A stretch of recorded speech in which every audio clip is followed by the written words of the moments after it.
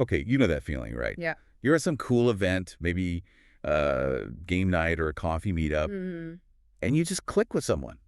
Like, really connect. Talking about hiking trails, maybe, or some obscure book you both love. Yeah, happens all the time. You swap numbers, walk away feeling awesome, like, yes, new friend. Totally energized. But then crickets, or, you send a text, they send one back, and it just fizzles out. That whole we should grab a drink sometime vortex. The black hole of good intentions. Exactly.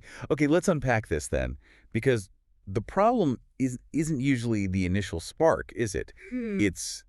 It's what comes next, or what doesn't come next. That's the core of it. So today, we're doing a deep dive into some research, sort of a blueprint, really, for turning those moments into actual lasting friendships. And we're focusing hard on that immediate follow-up. Right. We've looked at stuff from community organizers, social science journals, trying to figure out why so many of these connections just die on the vine. So the mission is what? An actionable plan. Pretty much. If you hit it off with someone but then freeze up on the next step, this is for you. We want to give you a clear strategy. Yeah? And the big takeaway right up front, stop stressing about being super charming during the event itself. That's not where the magic happens. Really? Yeah. The foundation, the real start of the friendship, is built by what you do right after. Intentional, quick follow-up, that's the game changer. Huh. I like that. It kind of takes the pressure off performing, Shifts focus to the process. Exactly. All right, so let's start right there, end of the conversation, before the fade sets in. The research says you got to lock down that connection before you physically leave. Don't just hope you'll find them online later. Yeah, that's a gamble. Yep. Risky. The key is making the info exchange super low pressure right then and there. Okay. And the ways suggested are smart because they skip that awkward "can I have your number" moment. You link it directly to what you were just talking about. Right, gives it a purpose. So we've got a few scripts here, like if you were sharing photos or something visual, maybe just, hey, want to follow each other on Instagram? Simple. Less formal. Good for visual stuff. Or if you talk about an activity, like hiking, oh, I'll text you about that hiking group next week. What's your number? Sets up the reason for the first text immediately. Brilliant. Or using existing platforms if you're in, say, a community group. Are you on our Discord? We could keep chatting about that new BBQ place there. Smooth transition. Yeah. And my favorite, maybe, is offering something specific. Hey, let me get your contact info so I can send you that article I mentioned. It feels useful, transactional, but in a good way. Transactional. Doesn't that feel a bit calculated? Or, like, not genuine? It's a fair question, but the research suggests that's precisely why it works so well. It lowers the commitment bar way down. Oh, okay. You're not asking for lifelong friendship. You're just offering to send an article or coordinate one thing. Makes it easy to say yes, reduces the emotional stakes. Gotcha. Less pressure. Which leads to a really crucial pro tip. Before you walk away, mentally lock in or even quickly jot down one specific detail from the conversation. Quick away. Their book recommendation, that coffee shop they mentioned wanting to try, a project they talked about, anything specific. You'll need that anchor later. Okay, specific anchor. Got it. But what if you blank? Sometimes I just forget in the moment. Happens to everyone. The good news is there's a backup. Event organizers, especially for structured things, are often willing to help reconnect people. Oh, really? Yeah. If you remember their name and maybe what you discussed, shoot the host an email. It's often part of the service they offer, building that community. Don't hesitate to ask. Good to know. Okay, so we've got the contact info. Now comes the danger zone. Yeah, pretty much. That first 24 to 48 hours, that's the valley of death for potential friendships. Momentum just evaporates. Inertia wins. Why, though? If you both had a good time. It's usually not lack of interest. It's the cognitive load of the vague follow-up text. Cognitive load. Yeah, think about getting that text. Hey, great chatting. Let's hang out sometime. Yeah. It instantly sounds like homework, right? Now you have to figure out when, where, what, all that mental effort for someone you barely know. So you just don't reply. Or give a vague reply back. Exactly. Most people just avoid the effort. It's easier. Okay, so that explains the fizzle. So the research gives us a formula for a better follow-up. A very specific one, yeah. High success rate. It's personal reference plus specific invitation plus easy way out. All right, break that down. Give me an example. Contrast it with the vague one. Okay, so instead of let's hang out, try. Loved chatting about running. A group's hitting Crowder's Mountain Saturday morning for a 10-miler, if you're interested. See? Yeah. Specific reference running. Specific invite Crowder's Saturday a.m., 10 miles. What's the easy way out part? It's implied in the if you're interested. It's not a demand, it's an offer. They can easily say, oh, can't make Saturday, or suggest something else, or just say, thanks for the invite, no big deal. Okay, another one. Sure. Thanks again for the book recommendation on local architecture. Thinking of popping into Parker Road Books this weekend to grab it? Want to browse together for like 30 minutes? Oh, the time limit is key there, isn't it? Crucial. 30 minutes makes it feel super low commitment. Easy, yes. Okay, so why does this formula work so well? Because it does all the heavy lifting for the other person. The personal reference proves you actually listened. Right. The specific invite removes all the guesswork, time, place, activity are handled. And the easy way out, or suggesting an alternative, removes that feeling of obligation or pressure. It also kind of signals that you're organized and intentional, which is attractive. Okay, fantastic. So we got the number. We sent the killer follow-up text. Yeah. We're talking now what? How do we move from one good interaction to like an actual friendship without making it feel like a full-time job? Yeah, the long game. This is where it gets really interesting, right? Right. Because the research suggests friendships grow mostly through regular kind of low-key interactions, not big, intense, forced hangouts. Exactly right. No need for the 3-day bonding retreat just yet. It's about rhythm, predictability, just showing up. So how do you engineer that? The main tool here is what the sources call the event regular strategy. Simple concept, really powerful. Okay. Pick one recurring community event, could be those game nights at Highwire, maybe a volunteer shift, those Saturday coffee walks we mentioned, and just commit. Show up consistently, even when you're kind of tired. Just be there. Be there. And let's unpack the psychology of why that's so effective. It's about passive trust building. Passive trust building. Yeah. When people start seeing you regularly, they start expecting to see you. Conversations just naturally pick up where they left off last week. Oh, no need for the awkward reintroduction every time. None. You skip all that initial rapport building. You just become part of the furniture in a good way, part of the group's landscape. And that familiarity, that's the bedrock of trust. It's way more powerful than one single super deep conversation. That totally makes sense.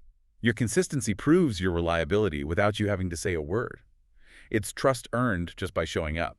Precisely. Effortless trust, almost. And this presence thing, it extends beyond the physical event too, right? The digital side. Absolutely. The digital connection strategy keeps the momentum going between meetups. If there's a Discord for the group or a Facebook group, whatever, join it and participate. Comment on stuff, share something relevant you found, maybe help coordinate a quick, spontaneous thing between the official events. It just keeps the flywheel spinning, keeps you present in that shared space, even virtually. Right, keeps the connection warm. Okay, so you're showing up regularly, maybe connecting digitally. You've probably got a couple of individual connections simmering now. The next step the research really pushes is leveraging small group magic. Small group magic. Sounds intriguing. What is it? It's basically using small groups like 3 to 5 people as a friendship accelerator. Okay, why is that better than just trying to schedule more one-on-one time? That feels like the default. It lowers the pressure dramatically. Think about it. In a one-on-one, you both feel kind of responsible for keeping the conversation going, right? Yeah, totally. Can be intense. But in a small group, the conversational burden is shared. It flows more naturally. And crucially, you're usually bonding over some shared external focus. You're not just staring at each other.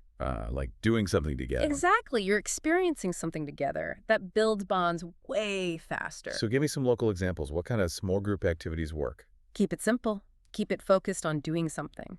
Try walking a section of the Little Sugar Creek Greenway together. Meet up for Food Truck Friday at Romare Bearden Park. Go do trivia somewhere like Highwire. Explore a new coffee shop in Noda. So the focus is on the activity, not just the talking. Right. When the activity is the focus, the bonding happens more naturally, almost as a byproduct. Much faster. Okay, that feels like a solid strategy. So we've kind of hit this point a few times, but let's just state the core secret, the synthesis of all this one more time because it's so important. Lay it on us. Consistency beats intensity. Every single time. Simple but profound. Always, always choose the path of least resistance for getting together. Low key is king. Meaning? Meaning, choose the 30-minute coffee over the fancy, expensive dinner reservation that takes weeks to schedule. Okay. Choose a casual stroll through the farmer's market over some elaborate cultural event that requires booking tickets way in advance. It's those small, regular, predictable doses of time together. That's what compounds trust. Right. The slow burn is better than the fireworks. Pretty much. Okay, this all sounds great, very logical, Right. but we know the biggest hurdle for people listening is probably the anxiety, right? That fear of rejection, feeling like you're being pushy or desperate. Internal barrier. Yeah. Does the research actually address that fear? Because honestly, that's what stops most people, the fear of putting yourself out there and getting shut down. It does address it, and the finding is really counterintuitive, but it's also incredibly encouraging. Okay. Most people are actually relieved when someone else takes the initiative. Relieved. Why? Think about it from their side. They probably feel just as awkward about reaching out first. They have the same fears. So when you send that specific text, when you suggest the player, you're actually doing them a favor. You're being the brave one. You're acting like the social leader, breaking that paralysis for everyone. It's not desperate. It's functional. It's helpful. And most people genuinely appreciate that. So taking initiative is actually perceived as a positive, not a negative. Overwhelmingly, yes. It's seen as competence, as friendliness in action. Okay, that's huge. Yeah. What about the other big killer? Scheduling. Scheduling is impossible. Nothing ever works out. The classic logistics nightmare, yes. There's a specific technique for that, too. Don't leave us hanging. Combine specific options with a graceful backup plan. Always offer both. Example. Hey, want to grab that coffee Wednesday evening or maybe Saturday morning? If neither of those works, absolutely no worries. I'll just catch you at game night next week anyway. Ah, okay, I see.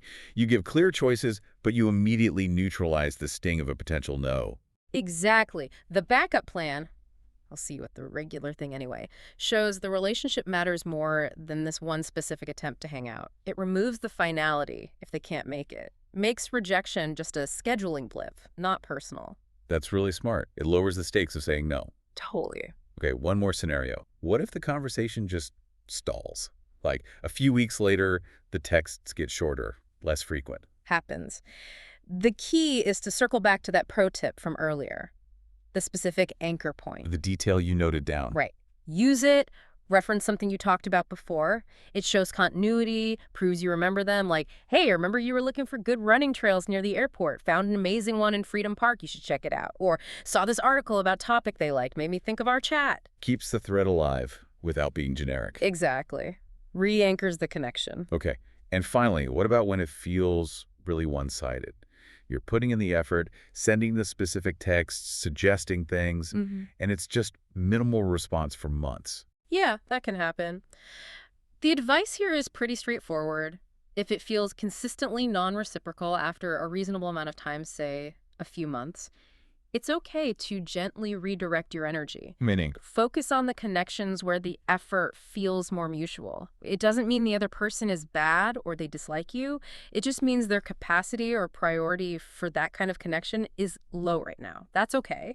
And it's okay to just let it be a group event friendship. Absolutely. Group-only friendships, where you primarily connect within that larger regular event context, are super valuable. They provide community, belonging, familiarity. Don't underestimate them. Not every connection needs to become a deep, one-on-one best friendship. Good point. Different friendships serve different needs. Totally. All right, so what does this all mean? Let's bring it home for the listener. If you're ready to actually use this blueprint, what's the action plan? We've got a two-parter for you, short-term and medium-term. Okay, let's hear it. What should someone do, like, this week? This week, 4 simple actions. 1, pick one structured event, just one, and go. Okay. 2, while you're there, aim to have one genuine conversation based on a real shared interest. One conversation, doable. 3, exchange contact info using one of those specific low-pressure transactional scripts before you leave the event. Put the info, got it. And 4, within 24 hours, send that follow-up message. Remember the formula: personal reference plus specific invitation plus easy way out. Okay, that's the weekly mission. What about the bigger picture, say the next 3 months? The key goal for the next 3 months is twofold. First, aim to build a small core friend group, maybe 3 to 5 people you connect with regularly. Okay. And second, critically, become a regular at 1 or maybe 2 consistent events. Cement that presence. Make showing up your default. The consistent visibility is the foundation. Build the group. Be the regular. That's the core strategy. Excellent. So maybe a final thought for people to mull over. Yeah, here's something to think about. Stop obsessing over finding the absolute perfect words for that first text, or being flawlessly charming in the first meeting. That perfectionism, it just leads to paralysis. You end up doing nothing. Right. The fear of messing up stops you from starting. Exactly. Instead, shift your entire focus to the simple power of just showing up consistently and having the courage to take that small, immediate next step, sending the text, suggesting the plan, being the one who makes the logistics happen. Just do the thing. Just do the thing. That quiet, low-key consistency, that's what actually builds trust. That's what builds familiarity. And ultimately, that's what builds real friendship. It's less about magic words and more about reliable presence.